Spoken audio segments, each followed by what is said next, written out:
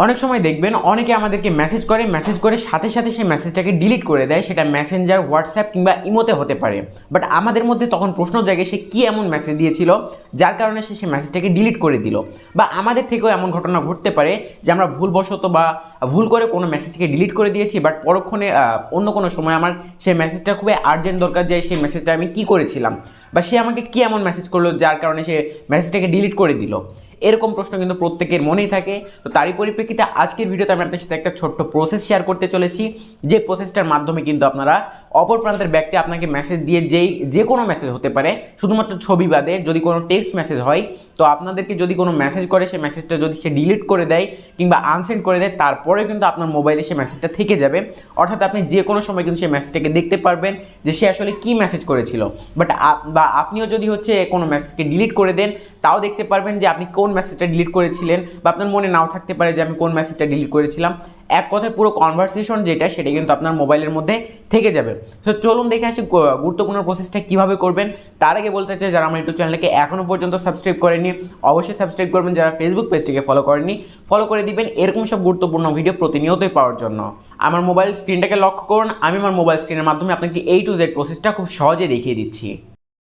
Alright friends, গুরুত্বপূর্ণ কাজটা করার জন্য কিন্তু আপনার মোবাইলে একটা ছোট্ট অ্যাপ্লিকেশনের প্রয়োজন হবে, যে অ্যাপ্লিকেশনটা কিন্তু আপনারা আপনাদের মোবাইলের প্লে স্টোর থেকে খুব সহজে আপনার মোবাইলের মধ্যে ডাউনলোড করতে পারবেন। অ্যাপ্লিকেশনটা ডাউনলোড করার জন্য আপনি সর্বপ্রথম আমার প্লে স্টোরটাকে ওপেন করে নিচ্ছি। এরপর উপরের দিকে আপনারা দেখতে পারবেন সার্চ বক্স রয়েছে, সার্চ বক্সে সার্চ করতে হবে NOTISAVE, নটিসেভ লিখে কিন্তু আপনার এখানে সার্চ করে দিতে হবে। এরপর ফার্স্টে যে দেখতে পাচ্ছেন একটা অ্যাপ্লিকেশন কিন্তু চলে এসেছে। আপনার লোগোটাকে একটু ভালোভাবে দেখে রাখুন। এই লোগো দিয়ে যে অ্যাপ্লিকেশনটা রয়েছে, এই অ্যাপ্লিকেশনটা কিন্তু আপনার মোবাইলের মধ্যে ডাউনলোড করে নেবেন। আমি কিন্তু অলরেডি ডাউনলোড করে নিয়েছি, দেখতে পাচ্ছেন। আপনারা কিন্তু ডাউনলোড করে নেবেন, দেন এখান থেকে ওপেন বাটনে আপনারা ক্লিক করে দিবেন। ফার্স্টেই কিন্তু আপনারা একটা পারমিশন চাইবেন, নোটিফিকেশন পারমিশন, এটা কিন্তু আপনারা অ্যালাউ করে দিবেন। দেন নিচের দিকে দেখতে পারবেন নেক্সট অপশন রয়েছে, নেক্সটে ক্লিক করে দিবেন, আবারও নেক্সটে ক্লিক করবেন। এরপরে দেখতে পারবেন অ্যালাউ অপশন শো করছে, আপনারা অ্যালাউ করে দিবেন। দেন এখান থেকে আপনারা আবারও নিচের দিকে নেক্সট অপশন শো করবে, এখান থেকে নেক্সটে ক্লিক করে দিবেন। এরপর আপনার যে অ্যাপ্লিকেশনটা রয়েছে নটিসেভের উপরে ক্লিক করে দিবেন। এখান থেকে অ্যালাউ নোটিফিকেশন অ্যাক্সেস এই অপশনটাকে ইনেবল করে দিবেন। দেন আবারও অ্যালাউতে ক্লিক করে দিবেন। এরপর ব্যাকে চলে আসবেন। ব্যাক আসার পরে আবারও ব্যাকে চলে আসবেন। দেখতে পারবেন এই জায়গায় আরও একটা পারমিশন চাইছে, আপনার এখান থেকে অ্যালাউ করে দিবেন। দেন সমস্ত পারমিশন কিন্তু আপনাদের দেওয়া শেষ। এবার আবারও নিচের দিকে দেখতে পারবেন একটা নেক্সট অপশন শো করছে, আপনারা আবারও নেক্সট অপশনে ক্লিক করে দিবেন। এরপরে দেখতে পারবেন অল অ্যাপস, মানে আপনি যদি চান আপনি কিন্তু আপনার ইচ্ছে মতো যে কোনো অ্যাপের কিন্তু নোটিফিকেশন নিতে পারেন, যেমন হোয়াটসঅ্যাপ রয়েছে, ইমো রয়েছে বা মেসেঞ্জার রয়েছে। আপনার যেটা ইচ্ছা আপনি কিন্তু পারমিশনগুলো দিতে পারেন। আমি এখান থেকে অল অ্যাপস করে দিচ্ছি। আপনাদের ইচ্ছা আপনার অল অ্যাপস করতেও পারেন, আবার নাও করতে পারেন, এটা একান্ত আপনার ব্যক্তিগত ব্যাপার। আমি অ্যালাউ করে দিচ্ছি অল অ্যাপসের জন্য। এরপর আপনারা আবারও ব্যাক বাটনে প্রেস করে ব্যাকে চলে আসবেন। এখান থেকে নিচের দিকে দেখতে পারবেন একটা টিক মার্ক রয়েছে, টিক মার্কে আপনাদেরকে ক্লিক করে দিতে হবে। দেন দেখতে পাচ্ছেন আমার কিন্তু আমার মোবাইলের মধ্যে যত কাজ ছিল সেগুলো কিন্তু সব শেষ।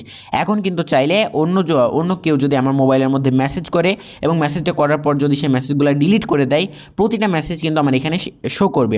সেটা হতে পারে ইমো বা হোয়াটসঅ্যাপ, মেসেঞ্জার, যে কোনো কিছুর। আপনারা যে কোনো অ্যাপ্লিকেশনে কিন্তু পারমিশনটা দিয়ে রাখতে পারবেন, যার ফলে কিন্তু যে কোনো অ্যাপ্লিকেশনের নোটিফিকেশনই যদি আপনার কাছে আসে এবং পরবর্তীতে যদি অপর প্রান্তের ব্যক্তি সেই নোটিফিকেশন বা মেসেজগুলোকে যদি ডিলিট করে দেয়, আপনারা কিন্তু এখান থেকে খুব সহজেই মেসেজগুলোকে দেখতে পারবেন বা সিন করতে পারবেন। That's it.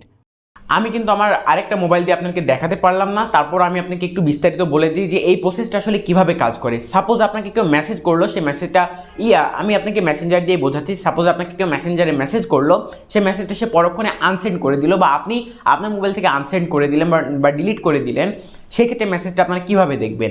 আমি যে আপনাকে অ্যাপ্লিকেশনটার কথা বললাম, এই অ্যাপ্লিকেশনটার মধ্যে আপনারা প্রবেশ করবেন। ওইখানে দেখতে পারবেন মেসেঞ্জারে যদি মেসেজ হয়ে থাকে তবে ওইখানে মেসেঞ্জার শো করবে, ইমো শো করবে কিংবা হোয়াটসঅ্যাপ শো করবে। ওইখান থেকে কিন্তু আপনার অপশনটার মধ্যে প্রবেশ করে কে কখন কোন সময় কোন মেসেজটাকে ডিলিট করেছে, এক কথায় পুরো কনভারসেশনটা কিন্তু আপনারা ওই জায়গা থেকে খুব সহজে দেখতে পারবেন। আশা করি আজকের ভিডিওটা আপনার কাছে সবার কাছে ভালো লেগেছে। ভিডিওটা ভালো লাগলে একটা লাইক করে দিবেন। ভিডিও সম্পর্কিত যাবতীয় মতামত নিচে কমেন্ট বক্সে কমেন্ট করে জানাবেন। আর পরবর্তী ভিডিও কী সম্পর্কে চাচ্ছেন সেটাও কমেন্ট করে জানাতে ভুলবেন না। দেখা হচ্ছে পরবর্তী ভিডিওতে। সবাই ভালো থাকবেন, সুস্থ থাকবেন।